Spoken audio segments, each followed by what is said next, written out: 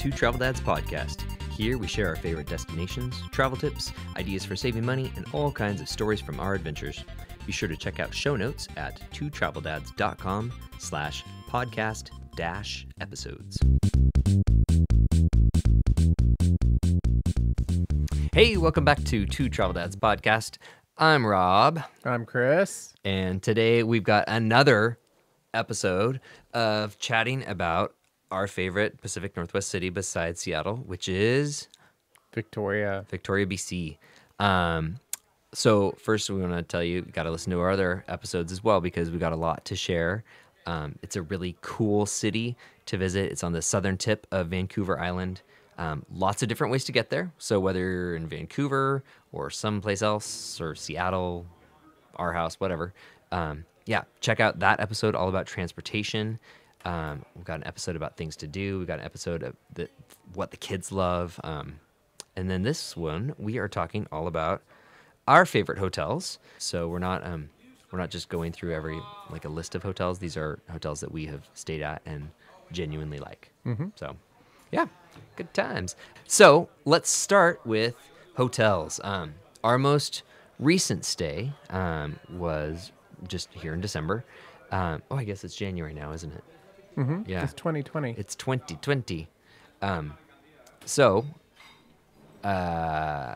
just lost my train of thought. Oh, our last the most trip. recent I stay, know, yeah. which was in December, though. Yes, it was in December of 2019. Mm-hmm. We stayed at the Best Western Plus Carlton Plaza. So we partner with Best Western we make webisodes with them featuring cool things about the destinations and hotels. So this time we got to go up to our favorite getaway up in Victoria and stay in a hotel that I actually did not even know was there and rapidly became one of my favorites. So the Best Western Plus Carlton Plaza is what it's called. It is located right by Chinatown, right by Centennial Plaza, walking distance to everything. Yeah. All Great main, location. Yeah, shopping off of Government Street and everything. It's amazing location. Really nicely renovated. I loved our room. Our room was perfect. It's what you dream for as a family. It's seriously, if every other hotel on the face of the earth could just follow suit and make hotel rooms like this. It had a perfect little kitchenette. It had a little dining table. It had a dining table, but it had a separate bedroom, which was perfect for the kids because then we had all the rest of the space to ourselves. And that doesn't mean that we were on a sofa bed out in the living room or something. There was indeed a pull-out sofa in our room. That was actually really comfortable. Sleep like 6 people. Yeah, but the way it was such a large living room portion that behind the pull-out sofa there was also kind of like a junior suite bed area as well that had another queen bed. So yeah, enormous room, just what we always, like Chris said, it's the example of what we hope we get when we check into a hotel. So that was really quite a thrill. And you know what? So most of the time when we stay at Best Westerns, they've got their own breakfast program, complimentary continental breakfast type thing. And we're going to actually talk about our first restaurant here now. In the lobby or attached to the lobby of the Best Western Plus Carlton Plaza Hotel is the Ruby, which is it was already one of our favorite Victoria, BC restaurants. And then we checked into the hotel and our jaws dropped and we were so excited. Because, they didn't have the standard Best Western continental breakfast. Instead, actually, they didn't have any option for breakfast at all, but they had the Ruby right there in the lobby. And it has such a delicious menu and breakfast cocktails. So we already had other options chosen for breakfast that morning, but once we found out the Ruby was there, we stayed. Yeah. Something wonderful, and we're going to keep going about hotels for a while, but we just had to talk about this. Something wonderful about restaurants in Victoria is that they are all about sourcing locally and about having lots of options for whatever dietary needs or culture you are looking for or a part of. And it's wonderful. So the Ruby does that too, where you've got everything farm to table and lots of vegetarian options. lots of choices for people who, have whatever sensitivity, maybe not gluten sensitivity because I wasn't paying attention to that. But yeah, man, it's so great and refreshing to be able to walk around a city and eat anywhere you want and just be happy. Yeah, they have, they pride themselves on their Benedicts. They've got quite a few different options of Benedicts, everything from like a salmon Benny, chorizo Benny, the Canadian Benny, of course, which is just like the Is original. that maple syrup with Canadian bacon and hollandaise? No, it's Oh, it's Red Barn bacon, which is Canadian bacon, avocado, grilled tomatoes, poached eggs, and of course your classic hollandaise. sounds really good. But then, like this last time, I had their skinny hash, which makes you think, okay, it's gonna be like a light That's what portion. that was called. That It's called the enormous. skinny hash. It was so huge, and but it had kale, so sautéed kale, mushrooms and onions, some yams, some nice shaved parm with a balsamic reduction drizzle, which was delicious, and then a couple poached eggs on top. But it was so I could finish the whole thing. And I Yeah. was like, oh, it's a skinny hash. I'm going to get like this little cute, salad and then poached eggs on top. But no, it was an enormous salad with poached eggs. Yeah. So besides the awesome breakfast, and I don't even remember what I had. I took pictures of it and I wrote it down, but I don't have that with me right now. Mine was delicious too. Oh, I had breakfast tacos. That's what it was. Vegetarian breakfast You had those tacos. breakfast tacos. So good. But no, so one of the things that I really love about the Ruby is their breakfast cocktails. So they do make a killer dark and stormy. You could say that. So that's going to be, breakfast rum. Maybe that's not really a breakfast beverage, but also delicious Caesars, which when you go to Canada and you order a Bloody Mary, you're getting a Caesar. So if you don't want Clamato instead of tomato juice, you need to Ask. ask and say, hey, I want the vegetarian version. And then they'll ask if you want Worcestershire sauce, because that goes in a Bloody Mary, and that's up to you. Just FYI, if you didn't know it, Worcestershire sauce is not vegetarian. So, but that's besides the point. This last trip, I had a breakfast cocktail that I really enjoyed, and it was what was it? The holiday cider mimosa. Holiday cider mimosa. It was amazing. Yeah. And it had a cinnamon, sugar, ginger, nutmeggy, Clovey. clovey rim, and it was champagne and local cider, and I think with a little brandy or something it on was top. so good. It just the point of all this is that the Ruby kills at breakfast, and they are wonderful at coming up with awesome breakfast cocktail recipes. Yeah. And delicious coffee. It's just a good spot. You Yeah. can't go wrong. Yeah, and if you want to, so back on the hotel track now, if you like Best Westerns, there's also another Best Western Plus that's directly across from the Victoria Clipper and the Coho Terminal, right on the Inner Harbor, and that is the Best Western Plus Inner Harbor. It is also a really super duper nice property, and those rooms all have balconies. They've got huge suites. I would like it if that's where we stayed next time.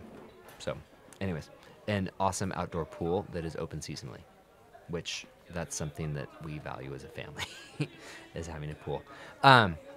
Going with, talking about the Ruby and being close to a hotel and stuff, there are two locations in Victoria for the Ruby. One of them is right there downtown at the Best Western Plus. The other is uptown, right outside of our next hotel that we're going to talk about, which is the Hotel Zed.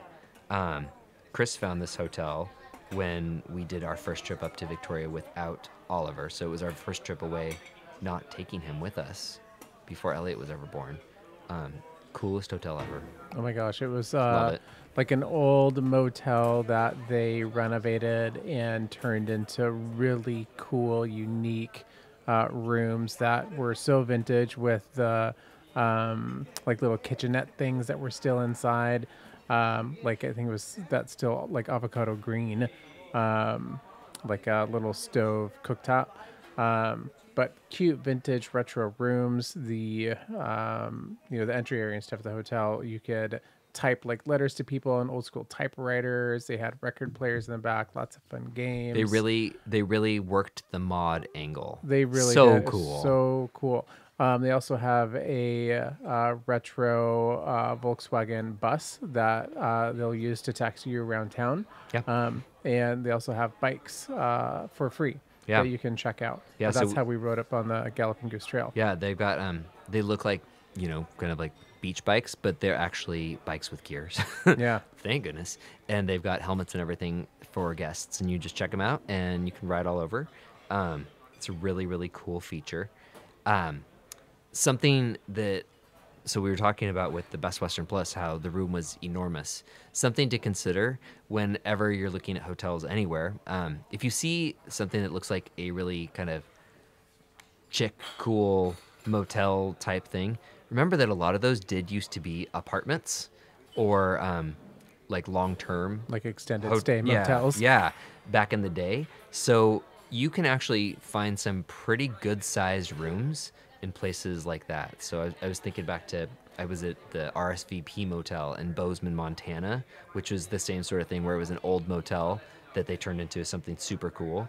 And then our friends run the lodge camps, and they do that all over the Western United States with getting cool old motels and turning them into these awesome places. So you get these really unique accommodations that are fun visually, but also you have enough space to like function as a family.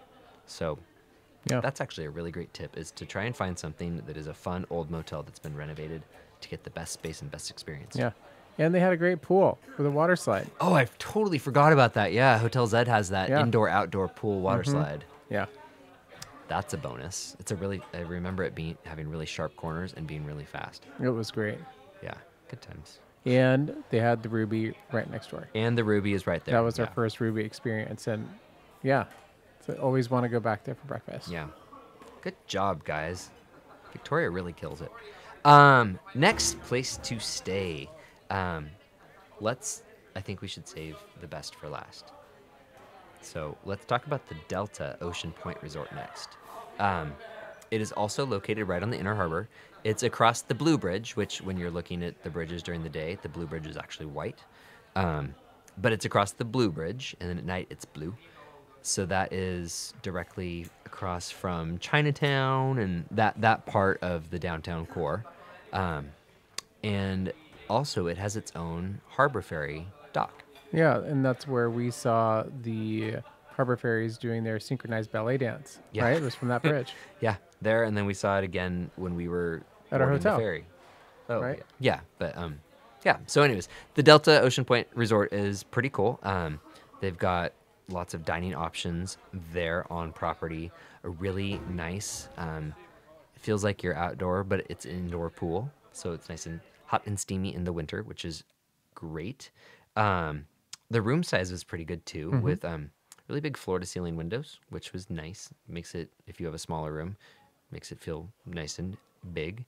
I'm trying to think if there was anything else that really stood out. It was a great location because when we are in town, it's actually just up the same street that the Best Western Plus Carlton Plaza is Yeah. on, but it's across the water.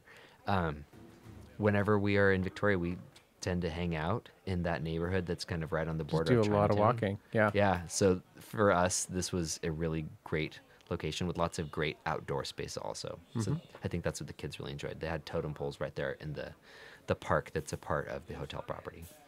So I don't have a lot else to say about it. It seemed, I don't know. It was a nice place, but Yeah, I think, well, it was also, was that summer that was in May. or in May? Okay, well, Yeah. it was really warm then. You know, we up here in the Northwest, sometimes May we get like 80-degree weather. But I just remember spending a lot of time outside on that trip and not a lot of time in or around the hotel. Yeah. So I guess that's our takeaway is it was great while we were there, but because we weren't there much, we don't have a lot of feedback, but it was great. Oh, you know what? Actually, now I remember why I included it on the list. They also had the hotel shuttle that bent over backwards to pick us up Oh, wherever that's we were. right. It was the most amazing service. Oh my gosh, yes. Like, because we were there both in the rain and the sun on that trip. And the hotel shuttle picked us, actually, they picked up our luggage from the Victoria Clipper and they took it to the hotel for us, which that was a great surprise. Then they picked us up from we were filming a commercial spot with the Royal BC Museum. So when we were done with that, they came and they picked us up there. They took us to dinner, even when we were confused and the dinner that we wanted was like 200 yards from the hotel. They still drove us. Yeah, so that was the big stellar thing. Now that I think about it, was Delta Ocean Point Resort had really amazing service both on property and in their shuttle. So Yeah. good times. Props to them. Um, and now we're gonna save our top hotel recommendation for last. Do you want to talk about it? Or do you mean the Inn at Laurel Point? Yes. Yeah, the place is amazing. It's so I've gotten to stay there twice, and everybody else has gotten to stay there once. Yeah, but oh my gosh, we had the most amazing. Yeah. I don't even call it a room. It was like an apartment. Yeah, it's the type of apartment that if I was single and was living in a penthouse in Manhattan, this is what I would dream of having. But it is in Victoria, overlooking the Inner Harbor.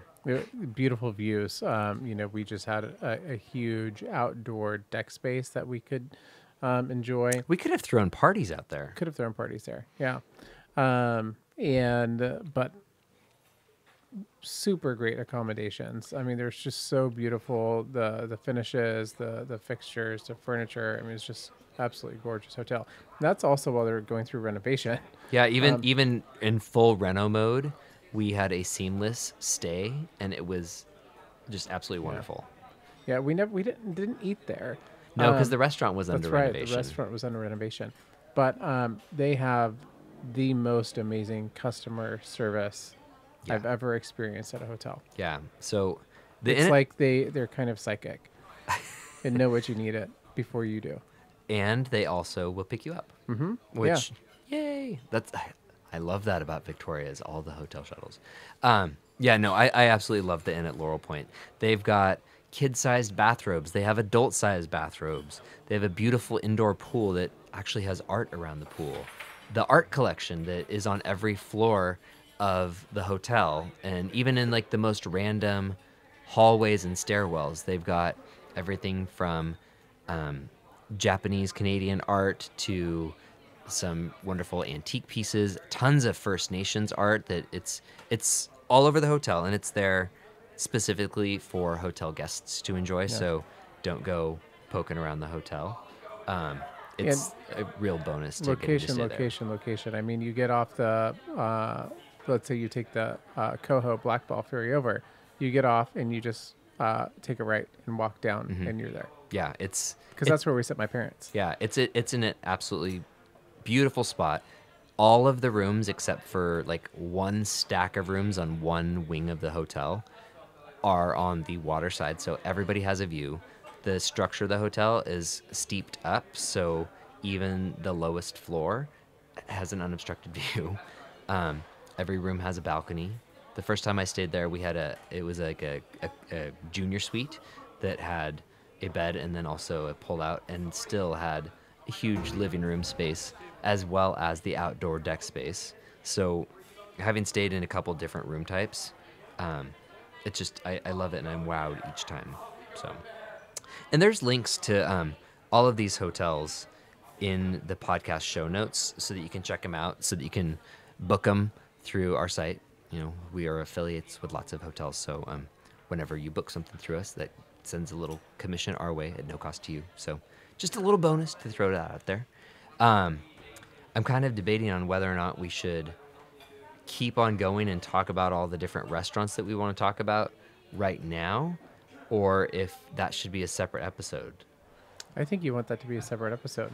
I kind of do, but I also kind of feel like let's just make a really nice long one that is going to cover everything. No, we'll just do this one episode just about places to stay in Victoria, and then we'll make another one all about food. Awesome. Good plan. So we have covered the hotels that we've stayed at and that we've enjoyed. A couple other things to think about. Of course, we can't talk about hotels in Victoria without mentioning the Empress, even though we have not stayed there ourselves. It could be good for you. It could be good for me. Not you, the people listening. Oh, I was like, oh, okay, well, let's go plan a trip and go stay in the Empress. Check it out. So the Empress is a Fairmont hotel. So, with Fairmont, you are expecting a certain level of service and luxury. The Empress is also the premier destination in Victoria for high tea, which we talked about that in our episode about things to do in Victoria. So give that a listen. But it is a dress code based high tea and has a price tag to match that. So it's open to guests beyond the hotel, so you don't have to be staying there to go and do that. But if you are staying there, you know, as Chris likes to put it, the hotel has some old world charm. It's true. It's true. It's really cool. It's also attached to the convention center, so there's a small totem pole collection there also. But yeah, so that is the Empress Hotel.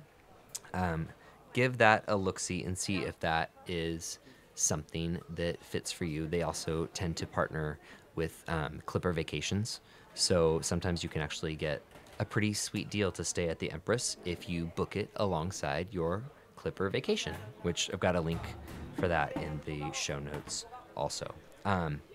So moving on from hotels, a couple quick suggestions for if you want to kind of branch out and walk the road of private rentals and vacation rentals and stuff. Victoria does have some really cool options for that. There's lots of bed and breakfasts, of course, both in kind of the uptown area or around Beacon Hill Park and around Craig Durrett Castle. There's some, but also there are some Airbnb and private B&B rentals like down on Fisherman's Wharf. So Fisherman's Wharf is kind of around the corner from the Inn at Laurel Point. It's really colorful. It's beautiful. They've got lots of restaurants that are open during spring and summer, but closed for the winter. But there are houseboats down there that you can actually rent and stay on. Yeah, let's do that next time. Yeah. No, I think that would be a super awesome option for us, especially because then you can just, throw a kayak in the water and just paddle around the harbor. It actually sounds kind of like a dream. So you can watch for us doing that on our next trip to Victoria. And then finally getting to eat And then finally getting Fisherman's Wharf. someday we'll get to eat there.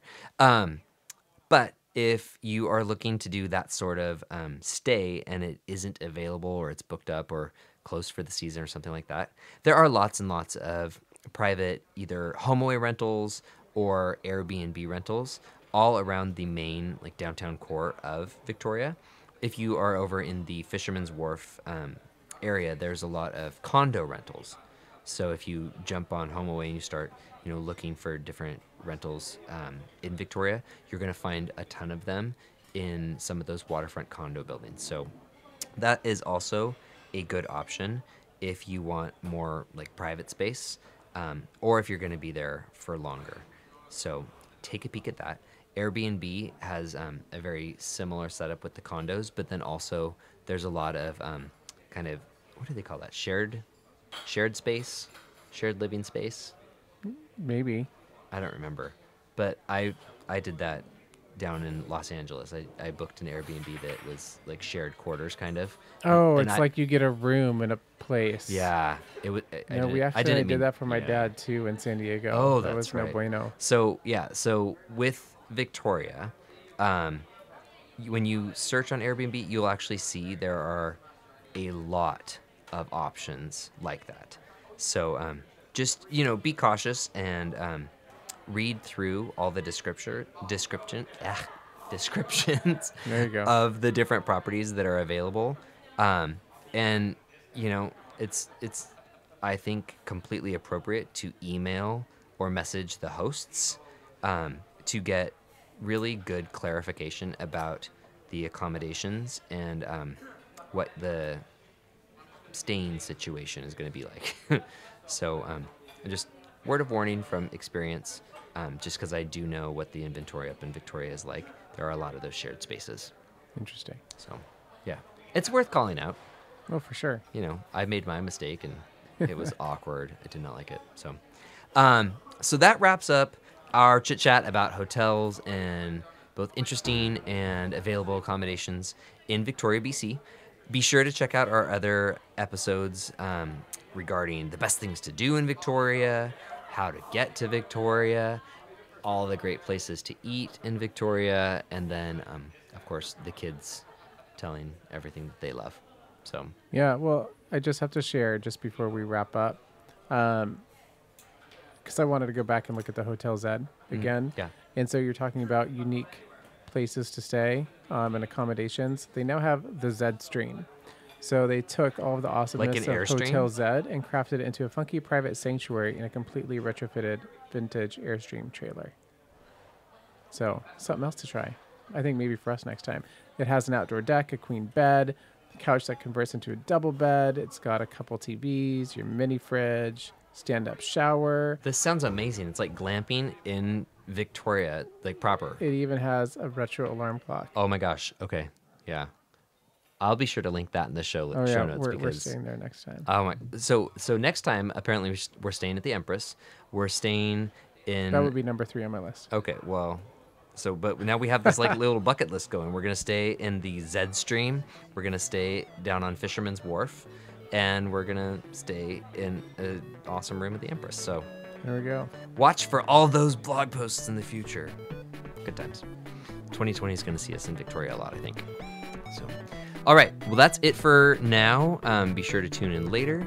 Thanks for hanging out with us, and we'll talk to you next time. See you guys. Two Travel Dads podcast is written by Rob and Chris Taylor and produced by Rob Taylor in Squamish, Washington. If you would like to be on Two Travel Dads podcast or sponsor it, please visit us at twotraveldads.com/work.